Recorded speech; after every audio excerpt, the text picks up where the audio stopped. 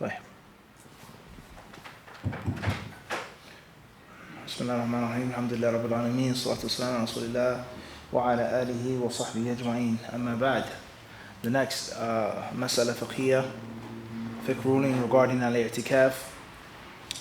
The Jami', the one who compiled it, he says أركان wa shurut al-Itikaaf. ما هي أركان الاعتكاف وشروطه وهل يصح بلا صوم؟ قال ابن عثيمين الاعتكاف ركنه لزوم المسجد لطاعة الله عز وجل تعبدا له وتقربا إليه وتفرغا لعبادته، وما شروطه فهي شروط بقية العبادات فمن الإسلام والعقل، ويصح من غير البالغ، ويصح من الذكر ومن الأنثى، ويصح بلا صوم، ويصح في كل مسجد. What are the pillars and the prerequisites of al-Itikaaf? What are the arkan and the shurut?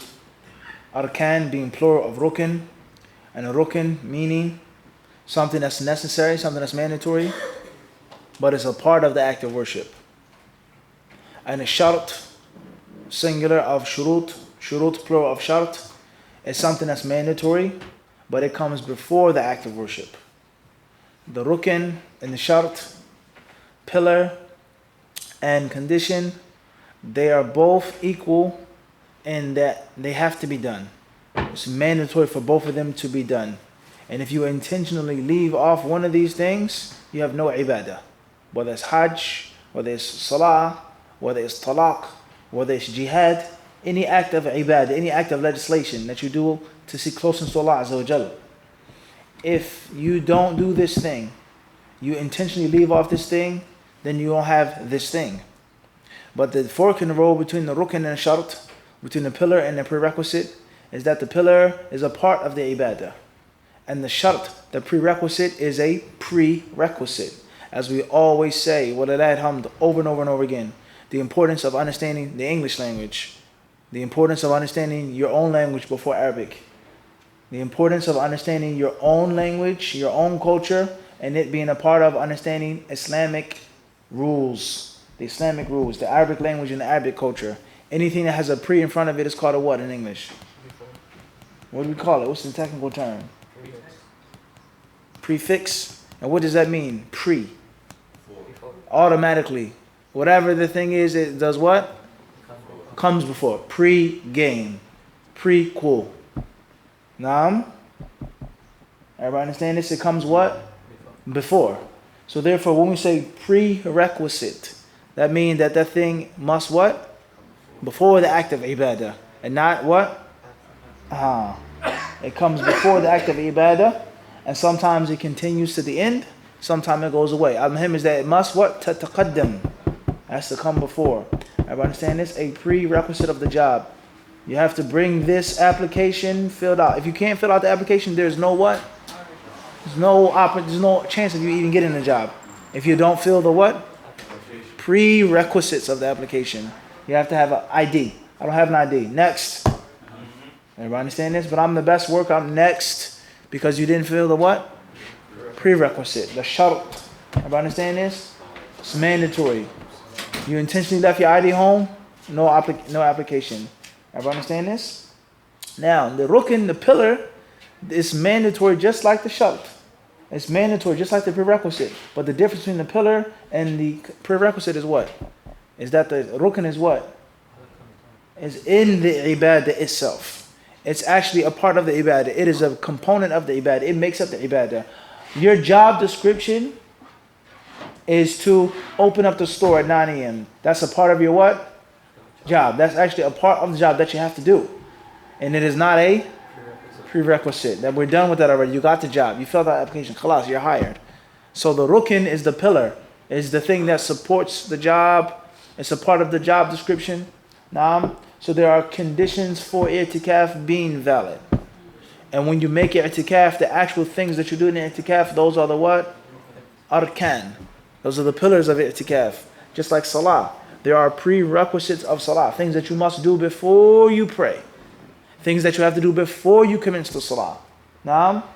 And then there are things that you must do in a salah, but they're what? Actually A part of the salah. It's the skeleton of the salah. It makes up the actual body of the salah. Everybody clear on this? This is important in any act of ibadah. The shurut, the arkan, and the wajibat. Khairin inshallah. So what are the arkan of i'tikaf? And what are the conditions of i'tikaf? And is i'tikaf valid without one fasting? Many examples can be applied to this. Several. Such as someone who's traveling. He goes to Medina. He's left his home. This person comes from Norway. They go to Medina. They're traveling. Traveling is not what? Mandatory upon this person that comes from Norway. It isn't what? It is not mandatory. It's an option. So this person, he says, I wouldn't go to Medina and I'm not going to fast. But I still want to make itikaf. Everybody understand this? Because one may say, well, how is it itikaf without fasting? That doesn't make any sense. That's stupid. And many people are probably thinking that right now as we speak, Adam. I'm sure of this, Abu Bakr. It doesn't make any sense. Of course, everybody's fasting making itikaf. We say what? No. Another scenario of somebody making itikaf without fasting is a woman who's menstruating. A woman who's of the opinion, she's of the teachings that a menstruating woman can come into the masjid and can enter the masjid and sit in the masjid. And she says, I wish to make itikaf. She's not fasting. Everybody understand this? A third scenario, which we'll get into, bid'nillahi ta'ala, is someone who isn't of age. They're not of age. They don't have to fast, but they want to make itikaf. Everybody got this or not? 100%? You guys sure? Right, moving forward. Ibn Uthaymeen rahimahullah ta'ala, he says, itikaf, as we said before, luzum al-masjid.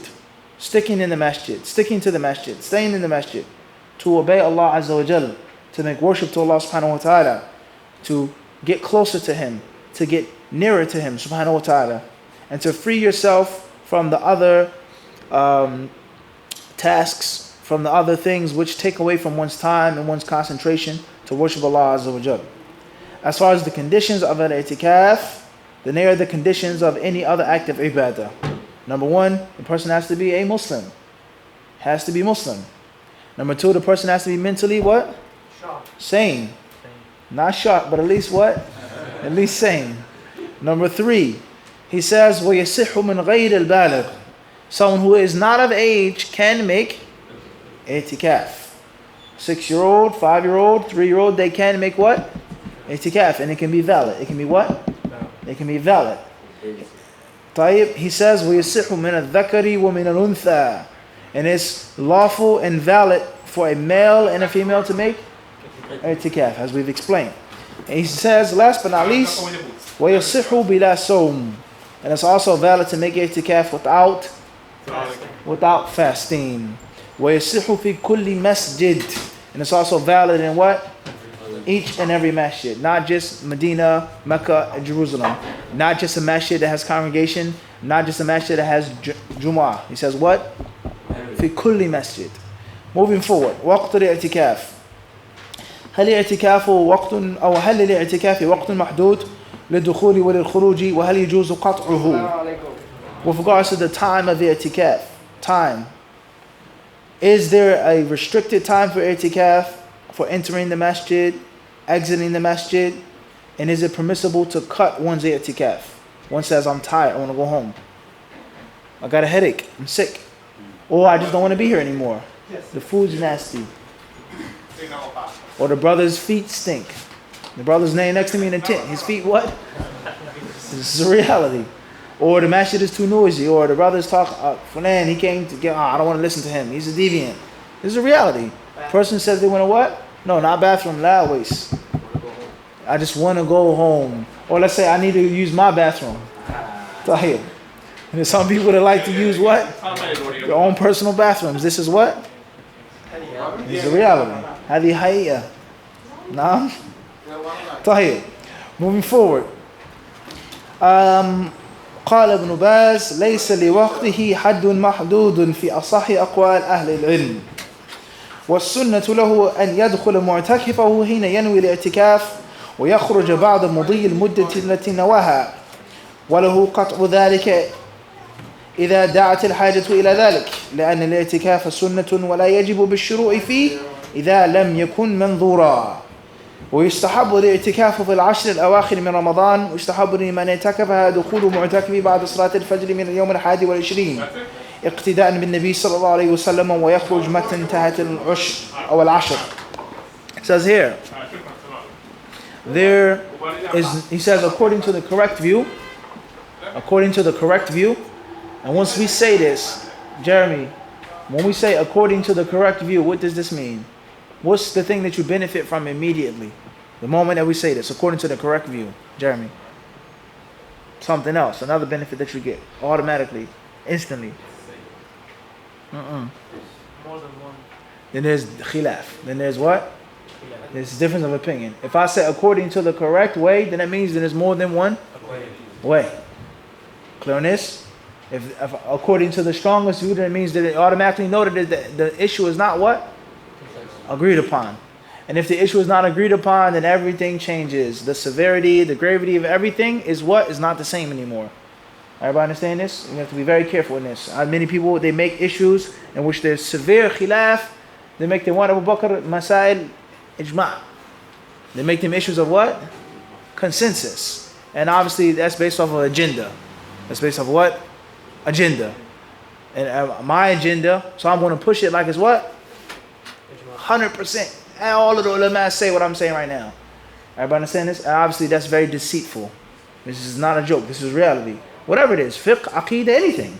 That's extremely what? Deceitful. Everybody understand this? To push something like everybody's view, but it's only a view of some. Khairan inshallah. Well, I say according to the correct view, what I see, what I believe, la bas. Anta hur. You're free to take the view that you what? That you're going to take if you qualify for that. But the problem comes in and you attaching your own specific ijtihad, which could be correct to what? All of the ulama. هذه غش وخيانة. You can't do that. Everybody clear on this? Inshallah. Moving forward. He says that according to the correct view, there is no specific time for the itikaf. And the sunnah is for a person to go into itikaf as soon as he makes his intention, and leave as soon as he's finished with the amount of itikaf that he wants to make. It's just that simple. There is no rule. Is that if you go in at nighttime, you have to wait until Fajr to leave. That's what? La. In other words, a person can make partial itikaf. He can say, I'm going to make itikaf for 3 hours. I'm going to make itikaf for 4 hours. And then I'm going to go back home with my wife and my children. There's what? Nothing wrong with that, according to the correct view, according to Ibn Baz. Everybody clear on this? There has to be 24 hours. You got to stay for what? 24 hours. And it's haram to leave unless you what? That's not the case. It depends on your what? Your niyyah. So the person said, I'm going to make itikaf. Inshallah, let's see how long I wish to stay. Maybe I'll leave, maybe I'll stay. We'll see. And then after 5 hours, for whatever reason, the person says what? I want to go home, or I want to go out and eat. Change his mind? Anything. It's not haram. It's no problem and there's no sin. Everybody clear on this? But if a person made the intention to make itikaf, that's going to come later. Moving forward. He says, وَلَوْ قَطْعُ ذَلِكَ. And if there's a need, then he can cut his itikaf. If there's a what? If there is a need. Because the itikaf is sunnah. It's what? It's recommended. It's not obligatory. And if you start it, there's nothing wrong with you what? Stopping it. Everybody understand this? There's some acts of ibadah that are recommended. Once you begin them, you can't what? Stop them. Such as what? Salah? Who said you can't stop your salah? What's the proof for that? When you fast. Abadan. Hajj. Or Umrah. وَأَتِمُّ الْحَجَّ وَالْعُمْرَةَ لِلَّهِ. Finish them. Once you start Hajj and Umrah, you have to what? That's one thing. Anything else that's voluntary, you say, what? I don't want to do it no more. Is that the best thing to do? That's a different issue. Everybody clear on this? Everybody clear on this? Khairan inshallah. The only time that a person has to finish the itikaf when he started is if it is a nadhr. If a person vowed. If a person made a nadhr. The act of ibadah called what? Nadhr. Nadhr. And once you make a vow to Allah to stay in the masjid for 3 days, you have to what? For how long? 3 days. Because the itikaf is no longer, it's now what? Fard. It's now mandatory. Man nadhara an yuti' Allah, falyuti'hu. The Prophet ﷺ says, anyone who makes a nadhr, a vow to obey Allah, has to what? Has to obey Allah. He has to what? Everybody clear on this or not? Khairan inshallah. That's any act of what? Ibadah. I made a nadhr to Allah to slaughter a cow. It's now what? Wajib to slaughter that cow. I made a nadhr to Allah subhanahu wa ta'ala to give sadaqah. It's now what? Mandatory. Everybody clear on this? Moving forward. وَيُسْتَحَبُّ الْإِعْتِكَافِ, he says, and it's recommended, as we said before, to make itikaf during the last 10 nights of Ramadan. And those who wish to make itikaf during those last 10 nights, he should go to his place of itikaf after Fajr from day 21, the 21st day. The 21st day he should do what? After when? After Fajr. And that's what the Prophet ﷺ did. وَيَخْرُجْ مَتًا تَحْتِ الْعَشْرِ. And whenever the 10 nights are over, he's to what? Leave. Moving forward. You don't have to go home, but he has to what? As they say, you don't have to go home, but what? Get out of my house. Everybody clear on this? طيب, moving forward. It says, متى يبدأ الاعتكاف؟ قال ابن عثيمين جمهور أهل العلم على أن ابتداء الاعتكاف من ليلة 21 لا من فجر 21. وإن كان بعض العلماء ذهب إلى أن ابتداء الاعتكاف من فجر 21. Says here, listen very carefully. When does the i'tikaf begin? And from these issues that we read, these are just two scholars who came from the same country, two scholars who studied and mastered the same madhab, two scholars that were heavily influenced by Ibn Taymiyyah and Ibn al-Qayyim, two scholars that had similar jobs, similar posts, similar views. And we can see in many issues they what? They differ. So if there's two scholars of the same generation, of the same era, of the same country, of the same madhab, and there's some different ins and outs in which they differ on, what do you think about what? 4 imams. What do you think about a whole 100 years of ulama? It's not going to, everybody understand this? The human nature is to do what? Is to differ. Sometimes different is bad, and sometimes different is what? Good thing. Everybody can understand this? As a wise man once said, if everyone in the room is thinking alike, then someone in the room is not thinking. He said, if everyone in the room, everyone is thinking alike, then someone in the room, and what, Uncle Faz? Is not thinking. Somebody's just being a muqallid. He's just tagging along. I'm just go away. So he said it. I'm just going to listen to what Adam said because he said it. Everybody understand this? If everybody gets along on every single thing, then that means somebody's not using his what? His mind that Allah blessed him with and honored him with. It made him different than an animal with through what? Through aql, through the brain. Moving forward, Ibn Uthaymeen, he says, most of the ulama, he says, Jumhur Ahlul Ilm, he says most of the ulama, they hold the view that i'tikaf begins at the 21st night, not the 21st day. Everybody understand this? He says, Laylat 21. He says the night of the what? 21st. And not the fajr of the what? 21st day. Let's break this down. What does this mean? Laylat 21. The night of the 21st. What does that mean? Before Maghrib. What does that mean?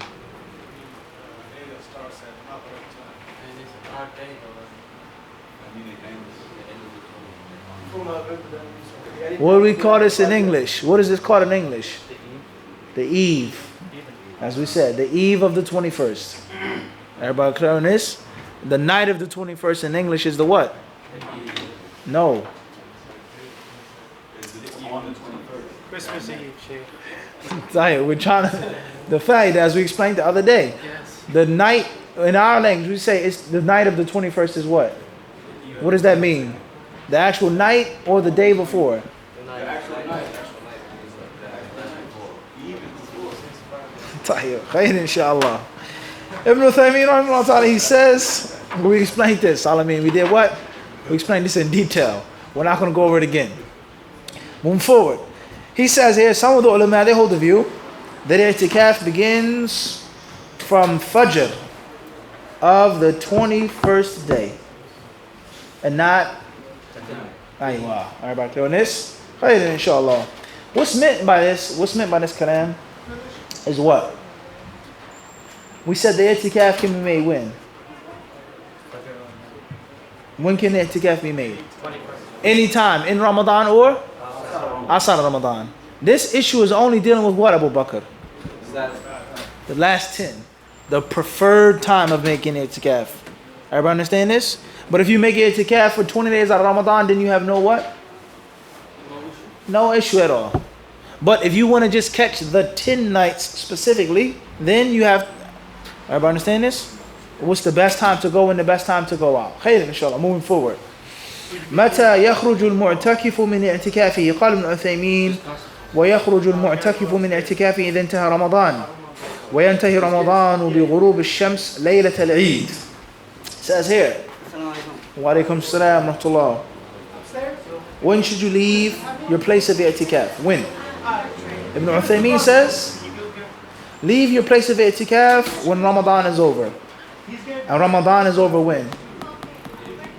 He says, sunset, Laylat al-Eid, of the eve of Eid. Eid's Eve.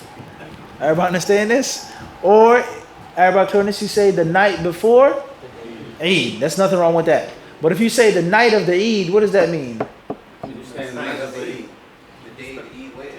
But if you say the night before, everybody understand this? خير إن شاء الله. Moving forward.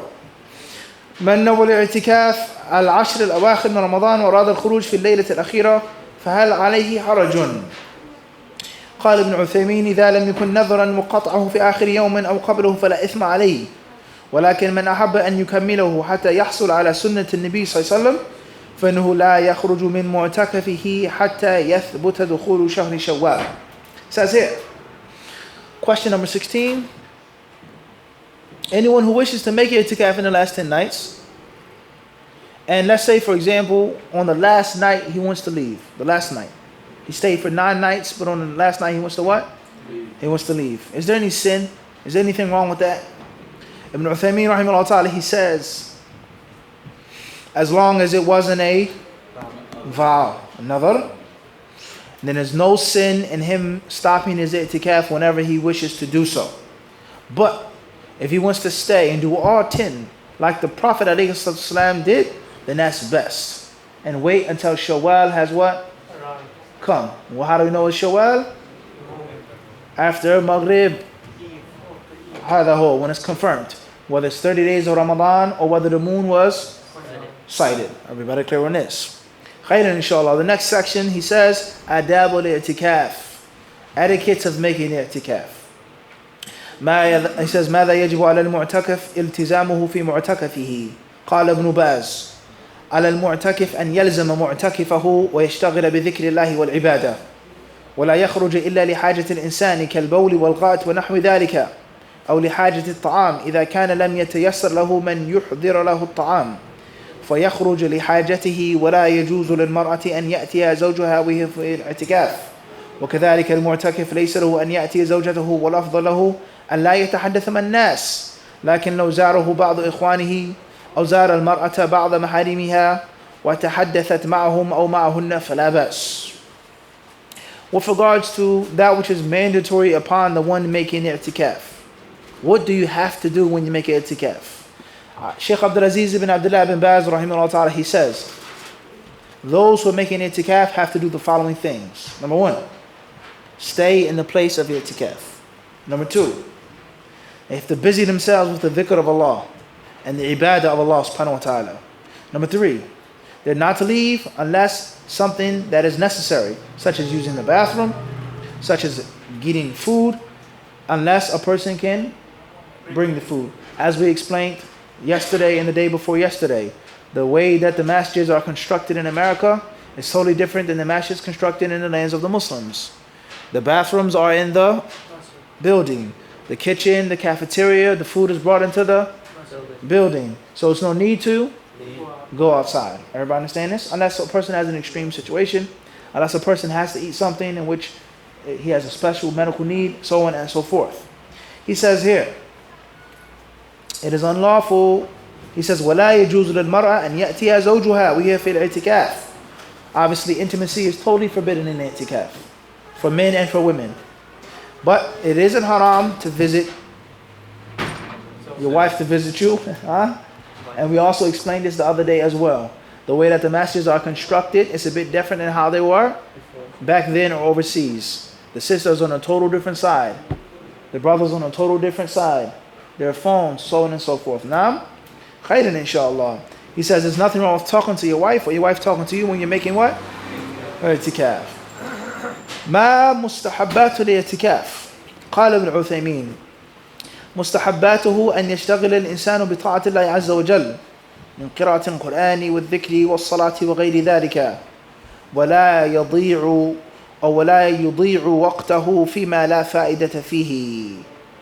The recommended acts of itikaf are as follows. Ibn Uthaymeen was asked, what are they? He says, for a person to stay busy with the worship of Allah, with obeying Allah, reading the Quran, making the dhikr of Allah, making a salah, doing anything which is wholesome and beneficial. Doing anything which is wholesome and beneficial. And he should not waste his time in that which has no benefit. He should not waste his time in that which is fruitless, that which will not bring him back any khair. The next section says, Khuruj al-Mu'takif, leaving. Obviously, some people, they have a misunderstanding with regards to this. The concept of what? Is it haram to leave the musalla? Some sisters may think that it's haram to leave the musalla. Some brothers may think this. We never said that. We said that do not leave the place of itikaf unless there's a what? A need. So if there's a need, then there's nothing what? Wrong with that. Everybody clear on this? If there is another part of the masjid that's only a temporary musalla. In other words, no one prays in this room unless it's Jumu'ah. No one prays in this section unless it's the Eid, because it's so crowded. Everybody understand this? If that's not the main musalla, then you should not go to that place. You should what? Not go to that place, because in actuality, this place is not really the musalla.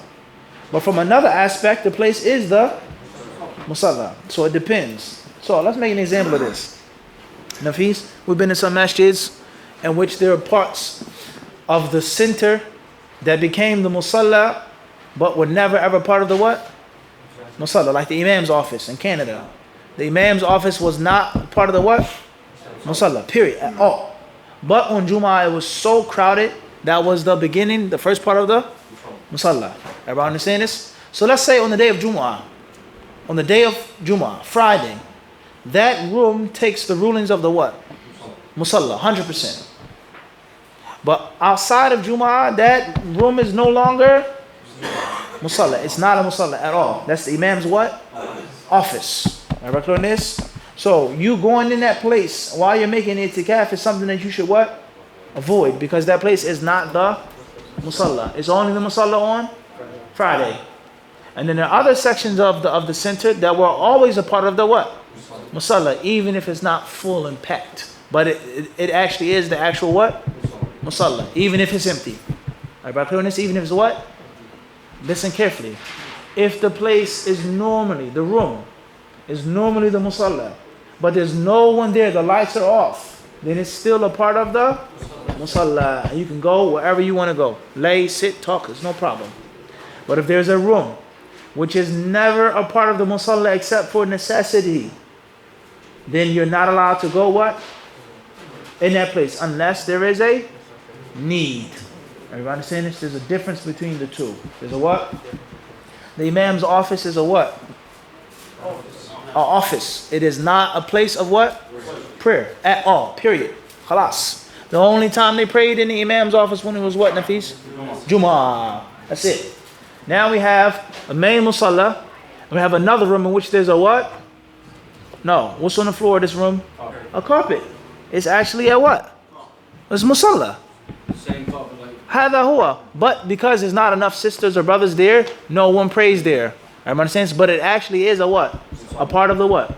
Even if it's in another room. Everybody understand the difference between the two rulings? Everybody got this? The Imam's office does not have a what on the floor? Carpet. It's a desk, it's a chair. On Jumu'ah, they move the desk. And they put down a what? Carpet. That's the difference. That's not the same as the carpet being on the floor in the room with the lights off. Everybody understand this? That place is normally a what? Musalla, not an office. We got confused. طيب هذا وصل لصالح عند الإخوة ولا لسه؟ ممكن في انتباه شوي. طيب. All right, listen carefully. How many? All right, Salih, we have a building, right? A center, or here, al-muhim, a building. This building has rooms. It has what? It has rooms. So let's say the sisters' prayer area has 4 rooms. Has what? 4 rooms. Everybody understand this? 3 of the 4 rooms has a carpet on the floor. 3 of the 4 rooms. 1 room has no what? No carpet. It has a sofa or a desk. Those 3 rooms are all what, Saleh? Musallas. Are all 3 rooms always full and packed with sisters every day? No. But it's always open for a sister to do what? Pray in one of those 3 rooms. Everybody clear on this? And one of those what? 3 rooms. And the 4th room, let's say, has a printer, a library, has a study, has a desk. That 4th room is actually a what? An office. But when it's super crowded, they do what? Put on a carpet. And that room becomes part of the musalla. So during the days in which it's super crowded and you're making itikaf, the sister is allowed to go where, Saleh? In that 4th room. It's no longer office, now no? Musalla. Everybody understand this? But if it's not the case, then it's no longer a what? A musalla. And it's only made into a musalla out of necessity. Those 3 rooms are always musallas, always. Even if they're not always packed. Everybody got the difference now? Everybody understand? Dr. Hakeem, you with me? Everybody with me? Right, inshallah. But we'll stop here. That may be a lot right now. It's time for iftar. The veins have become tight. The mouths have become dry. And the eyes have grown red. Wallahu alam.